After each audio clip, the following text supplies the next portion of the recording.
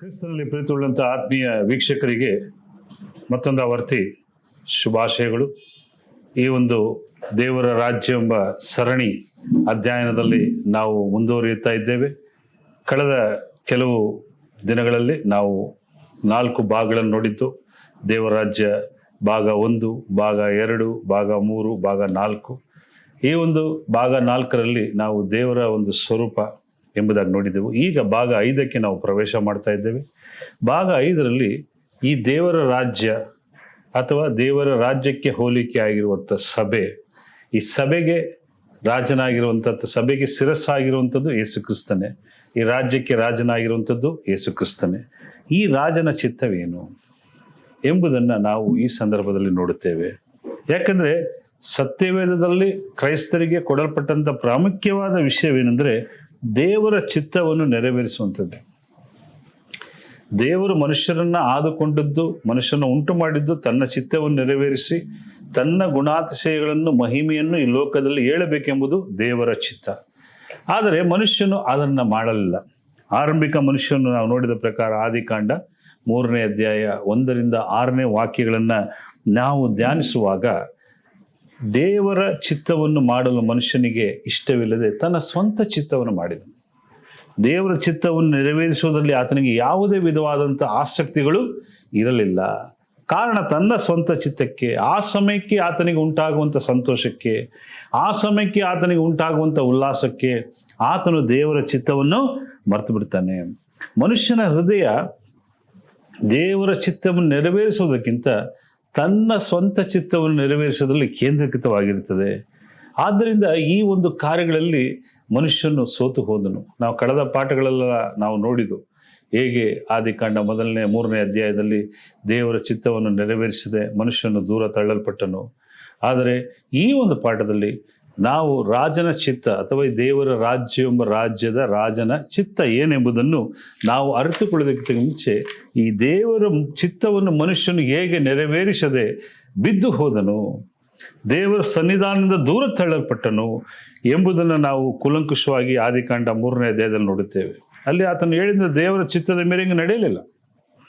ಬದಲಾಗಿ ಸೈತಾನನು ಹೇಳಿದಂಥ ಆ ಒಂದು ವಂಚನೆಗೆ, ಆ ಒಂದು ವಂಚನೆಯ ಮಾತುಗಳಿಗೆ, ದುರ್ಬೋಧನೆಗೆ ಮನುಷ್ಯನು ವಿಧೇಯನಾದನು, ದೇವರ ಚಿತ್ತವನ್ನು ಮೀರಿದನು.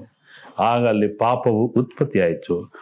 ಆದ್ದರಿಂದ ದೇವರಿಗೆ ಮತ್ತೆ ಮನುಷ್ಯನಿಗೆ ಮಾನಸಾಂತರ ಉಂಟು ಮಾಡಬೇಕು, ಮನುಷ್ಯನಲ್ಲೇ ತನ್ನ ಚಿತ್ತವನ್ನು ತರಬೇಕೆಂಬ ಉದ್ದೇಶ ಆರಂಭದಿಂದಲೂ ದೇವರಿಗಿತ್ತು. ಎಸೆಕಿಯೇಲ 36ನೇ ಅಧ್ಯಾಯ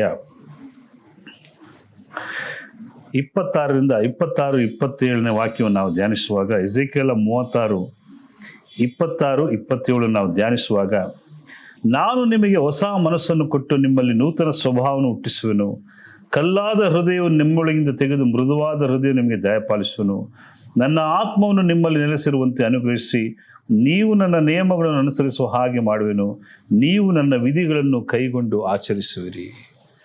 ಇಲ್ಲಿ ಎಸೆಕಿಯೇಲನ ಮುಖಾಂತರ ದೇವರು ಏನು ಹೇಳ್ತಾನೆ ಅಂದರೆ, ನಾನು ನಿಮಗೆ ಹೊಸ ಮನಸ್ಸನ್ನು, ಕಳೆದ ಅಧ್ಯಾಯದಲ್ಲಿ ನಾವು ನೋಡೋದು ಹೊಸ ಮನಸ್ಸು, ನೂತನ ಸ್ವಭಾವ, ಅದು ಕ್ರಿಸ್ತನಲ್ಲಿದೆ.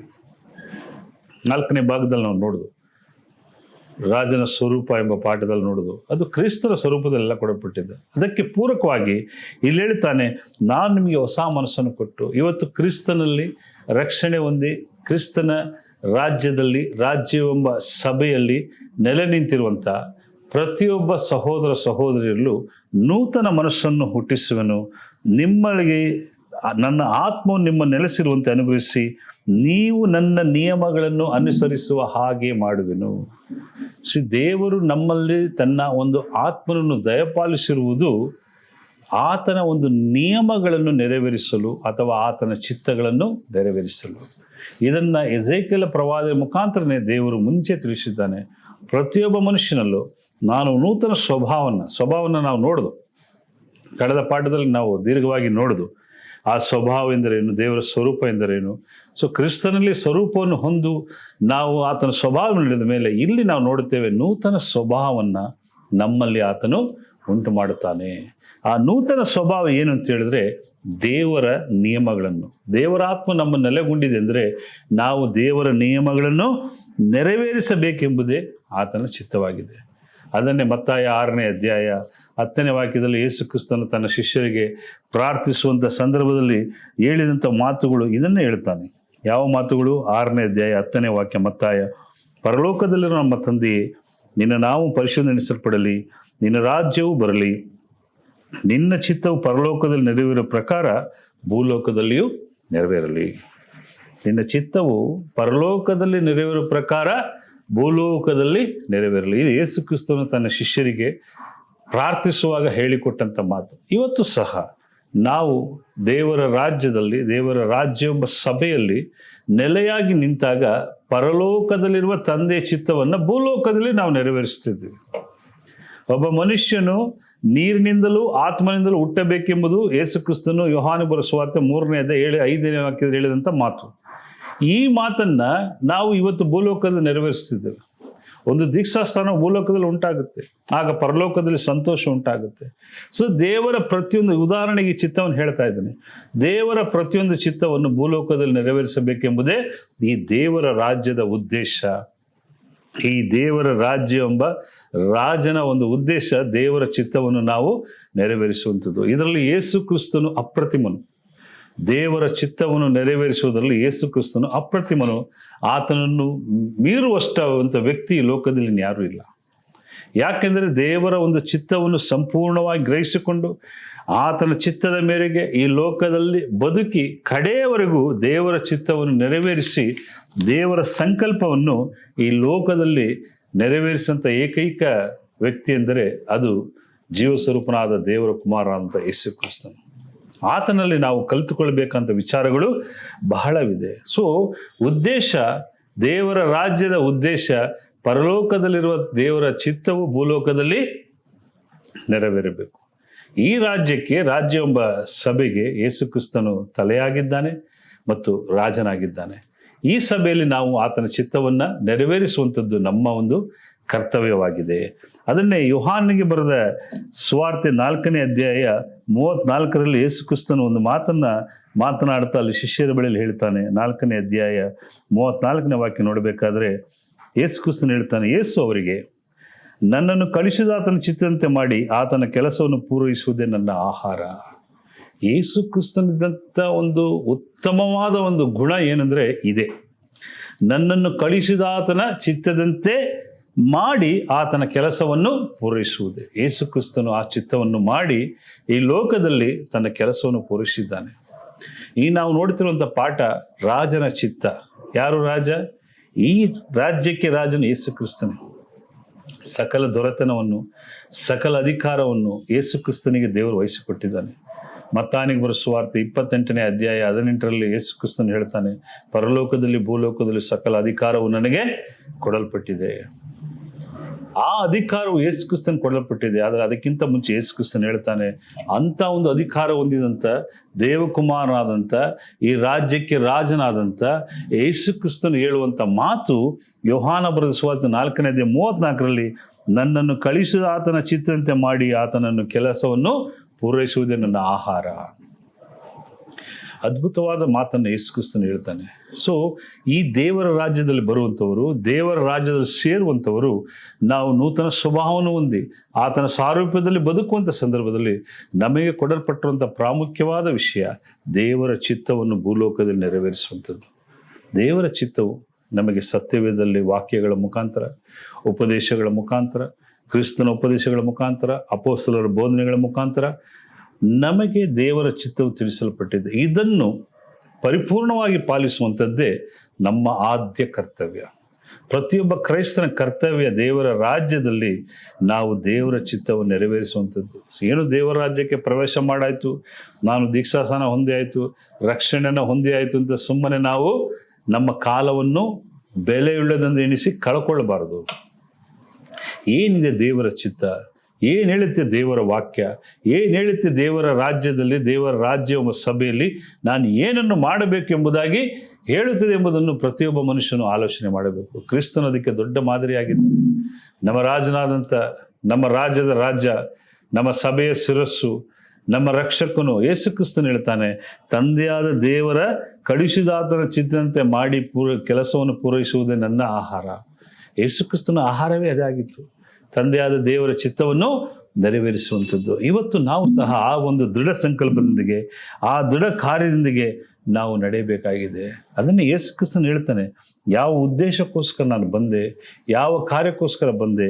ಅದೇ ಯೋಹಾನಿಗೆ ಬರೆದ ಸುವಾರ್ತೆ 6ನೇ ಅಧ್ಯಾಯ 38ನೇ ವಾಕ್ಯದಲ್ಲಿ ಯೇಸು ಕ್ರಿಸ್ತನು ಏನು ಹೇಳ್ತಾನೆ ನೋಡಿ, ನನ್ನ ಚಿತ್ತದಂತೆ ನಡೆಯುವುದಕ್ಕಾಗಿ ನಾನು ಬಂದಿಲ್ಲ, ನನ್ನನ್ನು ಕಳುಹಿಸಿದ ಆತನ ಚಿತ್ತವನ್ನೇ ನೆರವೇರಿಸುವುದಕ್ಕೆ ಪರಲೋಕದಿಂದ ಬಂದೆನು. ನನ್ನನ್ನು ಕಳುಹಿಸಿದ ಆತನ ಚಿತ್ತವು ಏನೆಂದರೆ, ಪ್ರಿಯರೇ, ಯೇಸು ಕ್ರಿಸ್ತನು ಬಹಳ ದೃಢವಾಗಿ, ಬಹಳ ಒಂದು ಅದ್ಭುತವಾದ ಮಾತನ್ನು ಹೇಳ್ತಾನೆ. ನಾನು ನನ್ನ ಚಿತ್ತ ನಡೆಯುವುದಕ್ಕಾಗಿ ನಾನು ಬಂದಿಲ್ಲ, ನನ್ನನ್ನು ಕಳುಹಿಸಿದ ಆತನ ಚಿತ್ತವನ್ನು ನೆರವೇರಿಸುವುದಕ್ಕೆ ಪರಲೋಕದಿಂದ ಬಂದನು. ಯೇಸು ಕ್ರಿಸ್ತನು ಪದೇ ಪದೇ ಪದೇ ಪದೇ ಹೇಳ್ತಾನೆ, ನನ್ನನ್ನು ಕಳುಹಿಸಿದ ಆತನ ಚಿತ್ತ, ನನ್ನ ತಂದೆಯಾದ ದೇವರ ಚಿತ್ತ, ಅದನ್ನು ನಡೆಸಿಕೊಡೋದೇ ನನ್ನ ಕೆಲಸ. ಇಲ್ಲಿ ಹೇಳ್ತಾನೆ, ನಾನು ಕಳುಹಿಸಿದ ಚಿತ್ತ ನೆರವೇರಿಸೋದಕ್ಕೆ ಪರಲೋಕದಿಂದ ಬಂದೆನು, ನಾನು ಕಳುಹಿಸಿದ ಆತನ ಚಿತ್ತ. ಇದು ಇವತ್ತು ನಾವೆಲ್ಲರೂ ಕಲಿಯಬೇಕಾದಂಥ ಒಂದು ಪಾಠ. ದೇವರ ರಾಜ್ಯವನ್ನು ನೋಡಿದೆವು, ಆದಾಮನು ಕಳಕೊಂಡನು, ಯೇಸು ಕ್ರಿಸ್ತನು ಪುನಃ ಬಂದನು. ಯೇಸು ಕ್ರಿಸ್ತನ ಮುಖಾಂತರ ದೇವರ ರಾಜ್ಯ ಪುನಃ ಸ್ಥಾಪಿಸಲ್ಪಟ್ಟಿತು. ಮೊದಲು ಯಹೂದ್ಯರಿಗೆ, ನಂತರ ಅನ್ಯರಿಗೆ ಎಲ್ಲರೂ ಬಂದಾಯಿತು. ನೂತನ ಸ್ವಭಾವ ಉಂಟಾಯಿತು, ನಮ್ಮ ಪೂರ್ವ ಸ್ವಭಾವ ಹೋಯಿತು. ಈ ಕಡೆಯದಾಗಿ ಕ್ರೈಸ್ತರು ಮಾಡಬೇಕಾದಂಥ ವಿಚಾರ, ಅಥವಾ ದೇವರ ರಾಜ್ಯದಲ್ಲಿ ಪ್ರಜೆಗಳಾಗಿರುವಂಥ ನಾವು ಮಾಡಬೇಕಂತ ವಿಚಾರ, ಹೇಗೆ ಯೇಸು ಕ್ರಿಸ್ತನು ತಂದೆಯಾದ ದೇವರ ಚಿತ್ತದ ಮೇರೆಗೆ ನಡೆದನೋ ಆ ಚಿತ್ತದ ಮೇರೆಗೆ ನಡೆಯಬೇಕೆಂಬುದೇ ಪ್ರತಿಯೊಬ್ಬ ಕ್ರೈಸ್ತನ ಆದ್ಯ ಕರ್ತವ್ಯ. ಆದ್ಯ ಅಂದರೆ ಪ್ರಾಮುಖ್ಯವಾದಂಥ ಕರ್ತವ್ಯ. ನಾನು ತಂದೆ ಚಿತ್ತಂತೆ ನಡೆಯಬೇಕು. ನನಗೆ ಯಾರು ಮಾದರಿ? ಕ್ರಿಸ್ತನ ಮಾದರಿ ಆಗಿದ್ದಾನೆ. ಇಲ್ಲೇ ಕ್ರಿಸ್ತನಿಗೆ ನಾವು ನೋಡಿದಂಥ ವಾಕ್ಯಗಳ ಮೇರೆಗೆ ನಾವು ಯೇಸು ಕ್ರಿಸ್ತನ ಚಿತ್ತದ ಮೇರೆಗೆ ನಾವು ಒಪ್ಪಿಸಿಕೊಡ್ಬೇಕಾಗಿದೆ. ಆ ರೀತಿ ಚಿತ್ತದಂತೆ ನಾವು ಮಾಡಬೇಕಾದದ್ದು ಪ್ರತಿಯೊಬ್ಬ ಕ್ರೈಸ್ತರ ಒಂದು ಪ್ರಾಮುಖ್ಯವಾದಂಥ ಕರ್ತವ್ಯವಾಗಿದೆ. ಇದನ್ನು ಯೇಸು ಕ್ರಿಸ್ತನು ಹೇಳ್ತಾನೆ, ತಂದೆಯ ಚಿತ್ತ ನಡೆಯುವ. ಒಂದು ವೇಳೆ ಆತನ ಚಿತ್ತದ ಪ್ರಕಾರ ನಾವು ನಡೆಯದಿದ್ದರೆ, ಇವತ್ತು ನಾವು ಕ್ರೈಸ್ತರಾಗಿದ್ದೇವೆ, ದೇವರ ರಾಜ್ಯದಲ್ಲಿದ್ದೇವೆ, ದೀಕ್ಷಾಸ್ನಾನ ಹೊಂದಿದ್ದೇವೆ, ರಕ್ಷಣೆ ಹೊಂದಿದ್ದೇವೆ. ಒಂದು ವೇಳೆ ನಾವು ಆತನ ಚಿತ್ತಂತೆ ನಡೆಯ ಹೋದರೆ ಯೇಸು ಕ್ರಿಸ್ತನು ಬಹಳ ಅದ್ಭುತವಾದಂಥ ಮತ್ತು ಸೂಕ್ಷ್ಮವಾದ ಎಚ್ಚರಿಕೆಯನ್ನು ಕೊಡ್ತಾನೆ. ಮತ್ತಾಯನಿಗೆ ಬರೆದ ಸುವಾರ್ತೆ 7ನೇ ಅಧ್ಯಾಯ 21ರಿಂದ 23 ವಾಕ್ಯಗಳನ್ನು ನಾವು ಧ್ಯಾನಿಸುವಾಗ ಯೇಸು ಕ್ರಿಸ್ತನು ಹೇಳುವಂಥ ಮಾತುಗಳು ಬಹಳ ಸೂಕ್ಷ್ಮವಾದದ್ದು, ಬಹಳ ಗಂಭೀರವಾದದ್ದು. ಇವತ್ತು ದೇವರ ರಾಜ್ಯದಲ್ಲಿ ಇರುವವರು, ದೇವರ ರಾಜ್ಯಕ್ಕೆ ಪ್ರವೇಶಿಸುವಂಥವರು, ಇದು ಅವರ ಒಂದು ಪ್ರಮುಖವಾದ ಒಂದು ಘಟ್ಟ ಇದೆ. ಈ ವಾಕ್ಯವನ್ನು ಪ್ರತಿಯೊಬ್ಬ ಕ್ರೈಸ್ತನು ಅರಿತುಕೊಳ್ಳಬೇಕು. ಏನು ಹೇಳ್ತಾನೆ ನೋಡಿ, 21ನೇ ವಾಕ್ಯ, ನನ್ನನ್ನು ಸ್ವಾಮಿ ಸ್ವಾಮಿ ಅನ್ನೋರೆಲ್ಲರೂ ಪರಲೋಕ ರಾಜ್ಯದಲ್ಲಿ ಸೇರುವರೆಂದು ನೆನೆಸಬಿಡಿರಿ. ಪರಲೋಕದಲ್ಲಿರುವ ನನ್ನ ತಂದೆಯ ಚಿತ್ತಂತೆ ನಡೆಯುವನೇ ಪರಲೋಕ ರಾಜ್ಯಕ್ಕೆ ಸೇರುವನು. ಯೇಸು ಕ್ರಿಸ್ತನು ಇಷ್ಟೊತ್ತು ನಾವು ನೋಡೋದು, ನಾನು ನನ್ನ ಕಳುಹಿಸಿದ ಆತನ ಚಿತ್ತ ನೆರವೇರಿಸಿದ್ದೇನೆ, ನಾನು ನನ್ನ ತಂದೆ ಚಿತ್ತ ನೆರವೇರಿಸಿದ್ದೇನೆ, ನಾನು ನನ್ನಷ್ಟಕ್ಕೆ ನಾನು ಮಾಡಲಿಲ್ಲ, ನನ್ನ ತಂದೆ ಚಿತ್ತ ನೆರವೇರಿಸಿದ್ದೇನೆ. ಅಷ್ಟು ಹೇಳಿದಂಥ ಯೇಸು ಕ್ರಿಸ್ತನಲ್ಲಿ ಹೇಳ್ತಾನೆ, ನನ್ನನ್ನು ಸ್ವಾಮಿ ಸ್ವಾಮಿ. ಯಾರೆಲ್ಲ ಇವತ್ತು ಯೇಸು ಕ್ರಿಸ್ತನು ರಕ್ಷಕನೆಂದು, ಯೇಸು ಕ್ರಿಸ್ತನ ಒಡೆಯನೆಂದು, ಯೇಸು ಕ್ರಿಸ್ತನ ನಮ್ಮನ್ನು ಬಿಡುಗಡೆ ನಾಯಕನೆಂದು ಹೇಳಿಕೊಂಡು ನನ್ನ ಸ್ವಾಮಿ ದೇವ ಅಂತೆಲ್ಲ ಹೇಳುವವರು ಯಾರೂ ಪರಲೋಕ ರಾಜ್ಯಕ್ಕೆ ಸೇರಲು ಸಾಧ್ಯವಿಲ್ಲ. ಹೇಳ್ತಾನೆ, ಪರಲೋಕದಲ್ಲಿರುವ ನನ್ನ ತಂದೆಯ ಚಿತ್ತಂತೆ ನಡೆಯುವನೇ ಪರಲೋಕ ರಾಜ್ಯಕ್ಕೆ ಸೇರುವನು. ಇದು ದೇವರ ರಾಜ್ಯದಲ್ಲಿರುವಂಥ ಪ್ರತಿಯೊಬ್ಬ ಸಹೋದರ ಸಹೋದರಿಯರಿಗೆ ಇರುವಂಥ ಒಂದು ಬಹಳ ದೊಡ್ಡ ಒಂದು ಆಜ್ಞೆ, ಅಥವಾ ಬಹಳ ದೊಡ್ಡ ಒಂದು ಗಂಭೀರವಾದ ಒಂದು ಚಿಂತನೆ ಮಾಡುವಂಥ ವಿಷಯ ಏನಂದರೆ, ಪರಲೋಕದಲ್ಲಿರುವ ತಂದೆ ಚಿತ್ತದ ಮೇರೆಗೆ ನಡೆಯುವಂಥದ್ದು. ಸುಮ್ಮನೆ ನಾವು ಹೆಸರನ್ನು ಹೇಳಿಕೊಂಡು ನಾನು ಕ್ರೈಸ್ತನು, ನಾನು ದೇವಾಲಯಕ್ಕೆ ಹೋಗಿದ್ದೆ, ನಾನು ಪ್ರಾರ್ಥನೆಯಲ್ಲಿ ಕೂತಿದ್ದೆ, ಇದು ಯಾವುದೂ ಲೆಕ್ಕಕ್ಕೆ ಬರಲ್ಲ. ತಂದೆಯಾದ ದೇವರ ಚಿತ್ತದ ಮೇರೆಗೆ. ಮುಂದೆ ಹೇಳ್ತಾನೆ ನೋಡಿ 22ನೇ ವಾಕ್ಯದಲ್ಲಿ, ಸ್ವಾಮಿ ಸ್ವಾಮಿ ನಿನ್ನ ಹೆಸರ ಮೇಲೆ ಬೋಧನೆ. ಇವತ್ತು ಅನೇಕ ಜನ ಬೋಧನೆ ಹೇಳ್ತಾರೆ, ಅನೇಕ ಜನರು ಬೋಧಕರಿದ್ದಾರೆ, ಅನೇಕರು ಕ್ರಿಸ್ತನ ಕುರಿತು ಹೇಳ್ತಾರೆ. ಇನ್ನು ಕೆಲವರು ಹೇಳ್ತಾರೆ, ನಿನ್ನ ಹೆಸರ ಮೇಲೆ ದೆವ್ವಗಳನ್ನು ಬಿಡಿಸಲಿಲ್ಲವೇ, ನಿನ್ನ ಹೆಸರಿನ ಮೇಲೆ ಮಾತು ಕಾರ್ಯಗಳು ಮಾಡಲಿಲ್ಲವೇ. ಆ ದಿನದಲ್ಲಿ ಎಷ್ಟೋ ಜನ ಹೇಳು, ಆಗ ನಾನು ಅವರಿಗೆ, ನಾನೆಂದು ನಿಮ್ಮ ಗುರುತನ್ನು ಕಾಣನು, ಧರ್ಮವನ್ನು ಮೀರಿ ನಡೆಯುವರಿ, ನನ್ನಿಂದ ತೊಲಗಿ ಹೋಗಿರಿ ಎಂದು ಎಲ್ಲರ ಮುಂದೆ ಹೇಳುವನು. ಯೇಸು ಕ್ರಿಸ್ತನು ಹೇಳುವಂಥ ಕಡೆಯ ಉತ್ತರ, ದೇವರ ಚಿತ್ತದಂತೆ ನಡೆಯದೆ ಸುಮ್ಮನೆ ಯೇಸುವಿನ ಹೆಸರಿನಲ್ಲಿ ಸಭೆಗಳನ್ನು ಕಟ್ಟಿಕೊಳ್ಳುವುದು, ಯೇಸು ಕ್ರಿಸ್ತನ ಹೆಸರಿನಲ್ಲಿ ನಾಮಕರಣ ಹೆಸರುಗಳನ್ನು ಮಾಡಿಕೊಳ್ಳುವಂಥದ್ದು, ಉಪವಾಸ ಮಾಡುವಂಥದ್ದು, ಪ್ರಾರ್ಥನೆ, ಇದು ಯಾವುದು ಲೆಕ್ಕಕ್ಕೆ ಬರಲ್ಲ. ಯೇಸು ಕ್ರಿಸ್ತನು ಹೇಳ್ತಾನೆ, ಪರಲೋಕದಲ್ಲಿರುವ ನನ್ನ ತಂದೆ ಚಿತ್ತದ ಮೇರೆಗೆ ನಡೆಯುವವನೇ ಪರಲೋಕ ರಾಜ್ಯದಲ್ಲಿ ಪ್ರವೇಶಿಸುವನು. ಆ ರೀತಿ ನಡೆಯುವವನು ಯೇಸು ಕ್ರಿಸ್ತನು ಹೇಳುವಂಥ ಒಂದೇ ಮಾತು, ನಾನೆಂದು ನಿಮ್ಮ ಗುರುತನ್ನು ಕಾಣೆನು, ಧರ್ಮವನ್ನು ಮೀರಿ ನಡೆಯುವರೆ ನನ್ನಿಂದ ತೊಲಗಿ ಹೋಗಿರಿ. ಧರ್ಮವನ್ನು ಮೀರಿ ನಡೆದಿದ್ದು ಯಾರು? ಮೊದಲು ಆದಾಮನು. ಇವತ್ತು ದೇವರು ನಮಗೆ ಒಂದು ಅವಕಾಶವನ್ನು ಕೊಟ್ಟಿದ್ದಾನೆ. ಮತ್ತೆ ತನ್ನ ರಾಜ್ಯವನ್ನು ಕ್ರಿಸ್ತನ ಮುಖಾಂತರ ಪುನಃ ಸ್ಥಾಪಿಸಿದ್ದಾನೆ. ಕ್ರಿಸ್ತನ ಒಂದು ಬೆಲೆಯುಳ್ಳ ರಕ್ತದ ಮುಖಾಂತರ ಸಭೆಯನ್ನು ಆತನು ಕೊಂಡುಕೊಂಡಿದ್ದಾನೆ. ಆ ಒಂದು ಸಭೆಯಲ್ಲಿ ಪ್ರವೇಶಿಸಿದಂಥ ಪ್ರತಿಯೊಬ್ಬ ಸಹೋದರ ಸಹೋದರಿಯರು ದೇವರ ಚಿತ್ತದ ಮೇರೆಗೆ ನಡೆಯದಿದ್ದರೆ ಯೇಸು ಕ್ರಿಸ್ತನ ಎರಡನೇ ಬರೋಣದಲ್ಲಿ ನಿಶ್ಚಯವಾಗಿ ಯೇಸು ಕ್ರಿಸ್ತನ ಹೇಳುವಂಥ ಒಂದೇ ಮಾತು, ಧರ್ಮವನ್ನು ಮೀರಿ ನಡೆಯುವವರೇ ನನ್ನಿಂದ ತೊಲಗಿ ಹೋಗಿರಿ. ದೇವರ ಚಿತ್ತದ ಮೇರೆಗೆ ನಡೆಯದೆ ಹೋದರೆ, ದೇವರ ಚಿತ್ತಕ್ಕೆ ವಿಧೇಯರಾಗದಿದ್ದರೆ, ಸಭೆ ಎಂಬ ರಾಜ್ಯಕ್ಕೆ ರಾಜನಾಗಿರುವಂಥ ಯೇಸು ಕ್ರಿಸ್ತನ ಚಿತ್ತದ ಮೇರೆಗೆ ನಾವು ನಡೆಯದೆ ಹೋದರೆ ನಮಗೆ ಕಟ್ಟಕಡೆಯಾಗಿ ಸಿಗುವಂಥ ಬಹುಮಾನ ಏನು ಹೇಳಿ? ನೀವ್ಯಾರು ನನಗೆ ಗೊತ್ತಿಲ್ಲ, ನೀವು ತೊಲಗಿ ಹೋಗಿರಿ. ಇಂಥ ಒಂದು ಪರಿಸ್ಥಿತಿಗೆ ಯಾವೊಬ್ಬ ಕ್ರೈಸ್ತನು ಬರಬಾರದು. ಯಾವೊಬ್ಬ ಸಹೋದರನು ಸಹೋದರಿಯರು ಇಂಥ ಪರಿಸ್ಥಿತಿಗಳಲ್ಲಿ ತಳ್ಳಬಾರದೆಂಬುದೇ ಈ ಪಾಠದ ಉದ್ದೇಶ. ದೇವರ ರಾಜ್ಯವನ್ನು ದೇವರು ಸ್ಥಾಪನೆ ಮಾಡಿದನು. ನಾವು ದೇವರನ್ನು ಪ್ರತಿನಿಧಿಸುವವರು, ದೇವರ ರಾಯಭಾರಿಗಳು. ಆದಾಮನು ಮಾಡಿದಂಥ ತಪ್ಪನ್ನು ಕ್ರಿಸ್ತನು ಸರಿಪಡಿಸಿದನು. ಆದಾಮನಿಂದಾದಂಥ ಪಾಪವನ್ನು ಕ್ರಿಸ್ತನು ತೊಡೆದು ಹಾಕಿದನು. ಆದಾಮನಿಂದ ಬಂದಂಥ ಶಾಪವನ್ನು ಕ್ರಿಸ್ತನು ತೆಗೆದು ಹಾಕಿದನು. ಇವತ್ತು ಕ್ರಿಸ್ತನ ರಾಜ್ಯ ಎಂಬ ಸಭೆಯಲ್ಲಿ, ಈ ರಾಜ್ಯ ಎಂಬ ಸಭೆಯಲ್ಲಿ ಸದಸ್ಯರಾಗಿರುವಂಥ ನಾವು ಒಂದು ವೇಳೆ ದೇವರ ಚಿತ್ತವನ್ನು ನೆರವೇರಿಸದೆ ಹೋದರೆ, ಒಂದು ವೇಳೆ ದೇವರ ಚಿತ್ತಕ್ಕೆ ನಾವು ನಡೆಯದೇ ಇದ್ದರೆ, ಖಂಡಿತವಾಗಿಯೂ ಯೇಸು ಕ್ರಿಸ್ತನ್ ನಮಗೆ ನೀವ್ಯಾರು ಗೊತ್ತಿಲ್ಲ ಎನ್ನುವಂತ ಹೇಳುವ ಪರಿಸ್ಥಿತಿಗೆ ನಾವು ತಳ್ಳಲ್ಪಡುತ್ತೇವೆ. ಅಂಥ ಪರಿಸ್ಥಿತಿಗೆ ನಾವು ತಳ್ಳಲ್ಪಡಬಾರದು.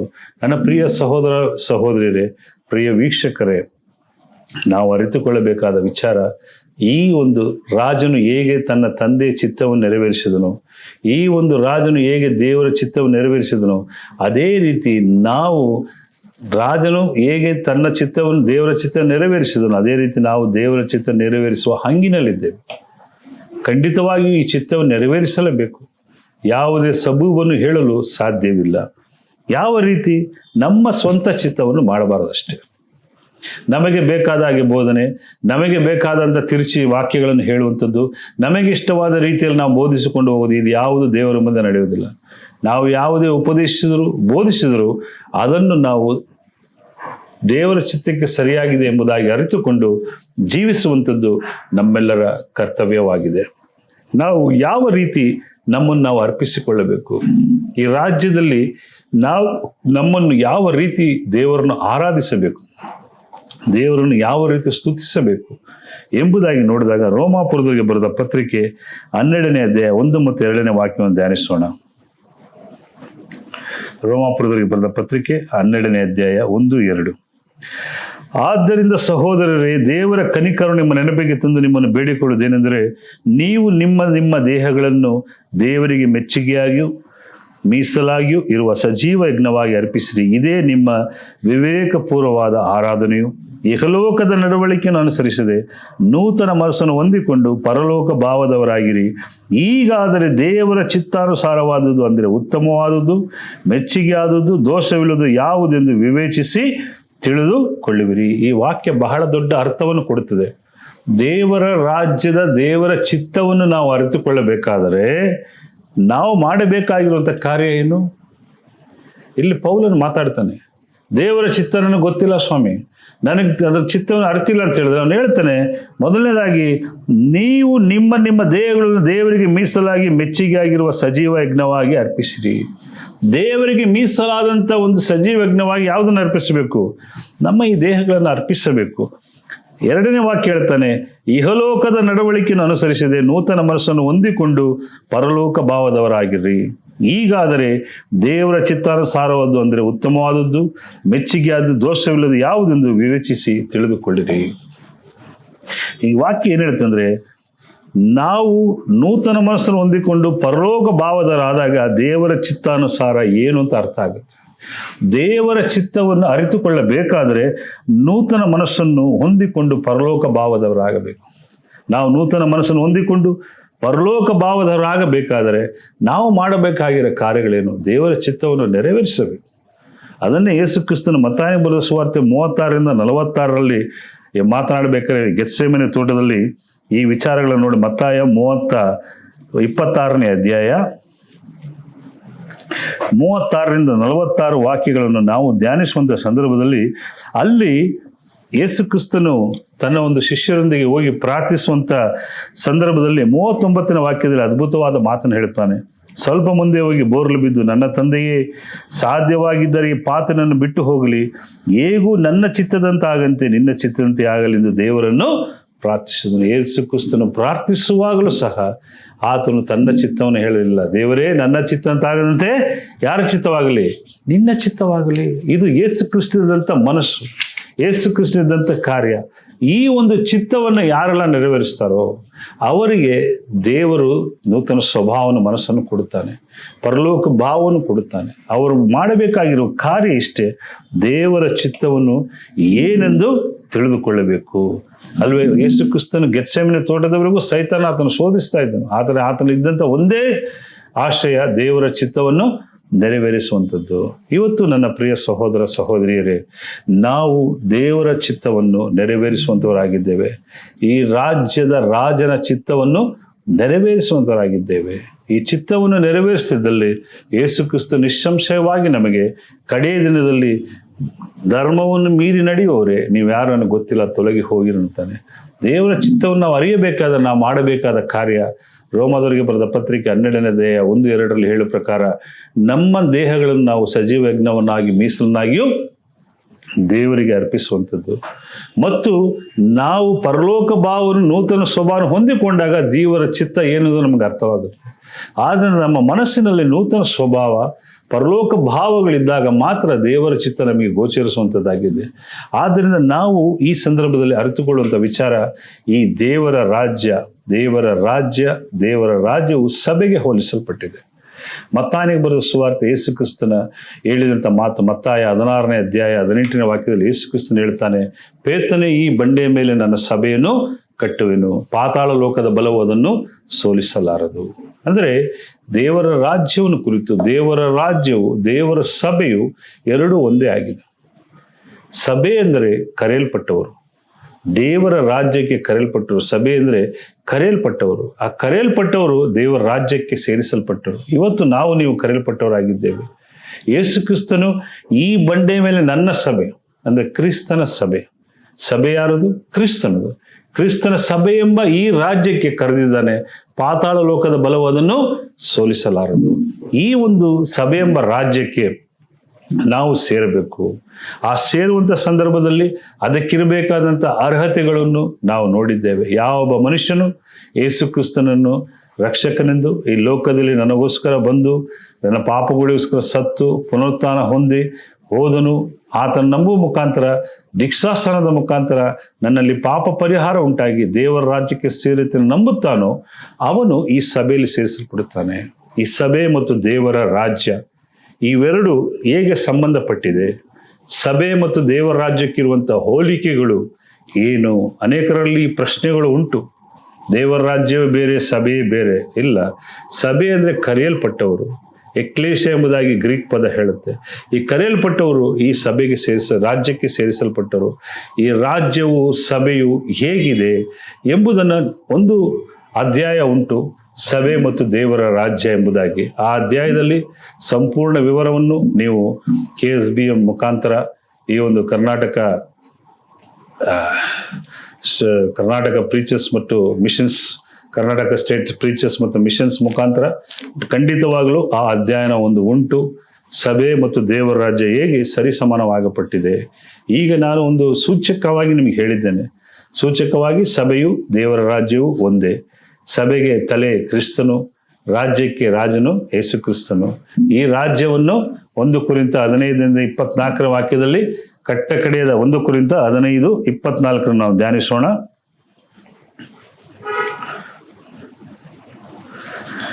ಆಮೇಲೆ ಆತನು ಬೇರೆ ಎಲ್ಲ ದೊರೆತನವನ್ನು, ಎಲ್ಲ ಅಧಿಕಾರವನ್ನು, ಬಲವನ್ನು ನಿವೃತ್ತ ಮಾಡಿ ತಂದೆಯಾದ ದೇವರಿಗೆ ರಾಜ್ಯವನ್ನು ಒಪ್ಪಿಸಿಕೊಡುವಾಗ ಸಮಾಪ್ತಿ.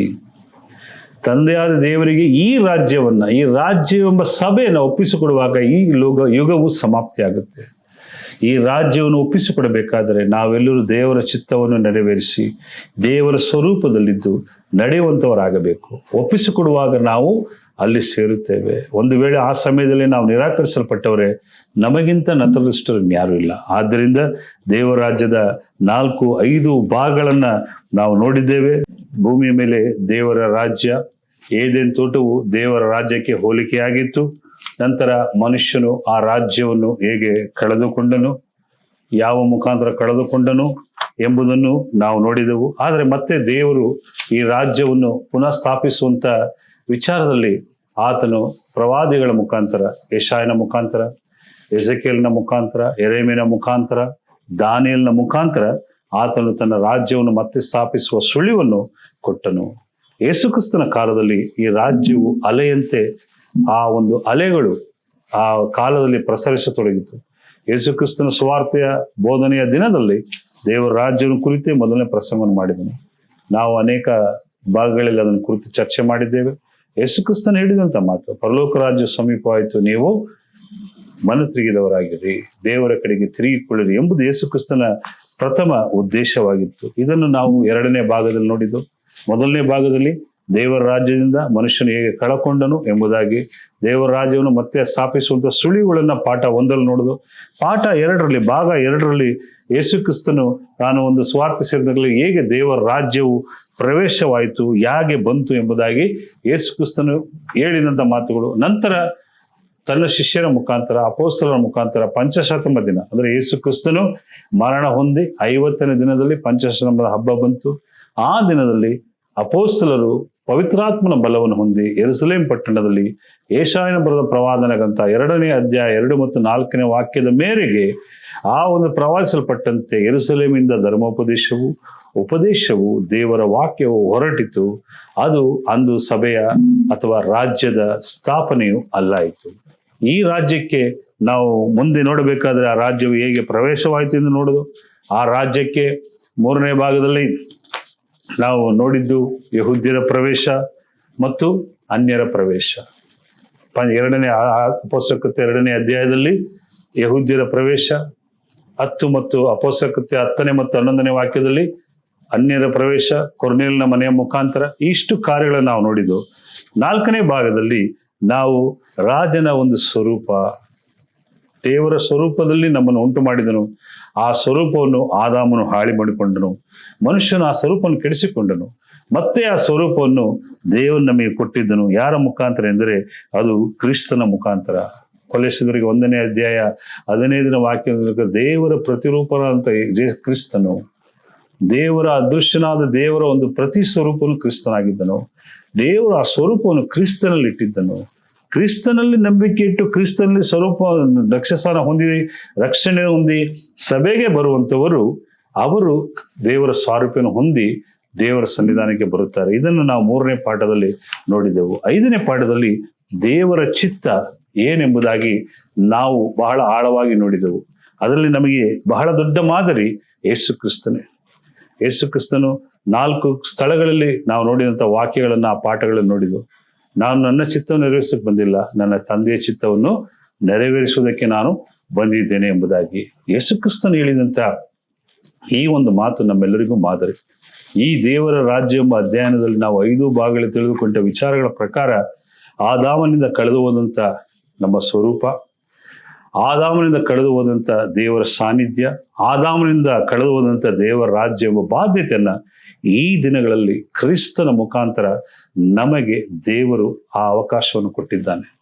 ಒಂದು ವೇಳೆ ಈ ಕಾರ್ಯಕ್ರಮವನ್ನು ನೋಡುವಂತಿರುವರು ರಕ್ಷಣೆ ಹೊಂದಿದ್ದರೆ ನೀವು ದೇವರ ಚಿತ್ತದಲ್ಲಿಯೂ, ದೇವರ ಸಾರೂಪ್ಯದಲ್ಲಿಯೂ, ದೇವರ ಒಂದು ರಾಜ್ಯದಲ್ಲಿಯೂ, ದೇವರ ರಾಜ್ಯ ಎಂಬ ಸಭೆಯಲ್ಲಿಯೂ ನೆಲೆಯಾಗಿ ನಿಲ್ಲಿರಿ.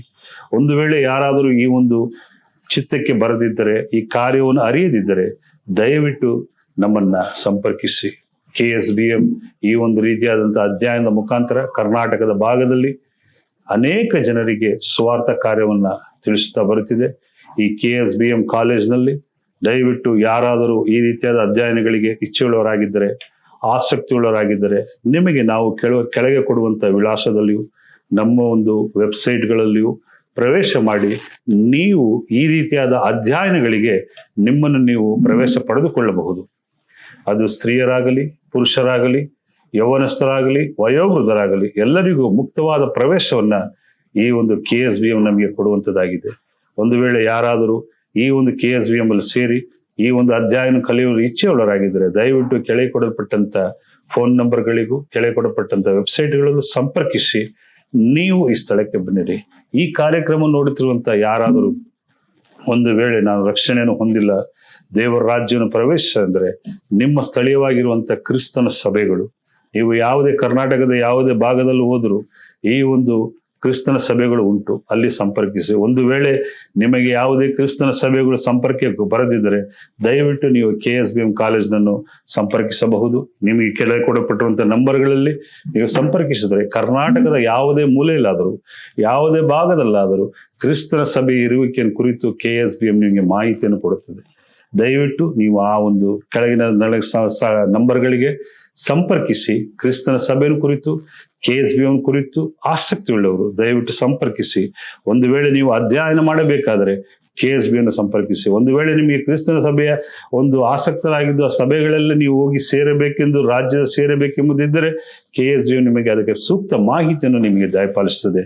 ಸೊ ಇಷ್ಟೊತ್ತುಗಳ ಕಾಲ ನೀವು ಈ ವಾಕ್ಯವನ್ನು ಕೇಳಿದ್ದೀರಾ. ಮುಂದಿನ ತರಗತಿಗಳಲ್ಲಿ ಮುಂದಿನ ದಿನಗಳಲ್ಲಿ ಹೊಸ ಒಂದು ಅಧ್ಯಯನದೊಂದಿಗೆ ನಿಮ್ಮೆಲ್ಲರನ್ನು ನಾವು ಸಂಧಿಸುವರಾಗಿದ್ದೇವೆ.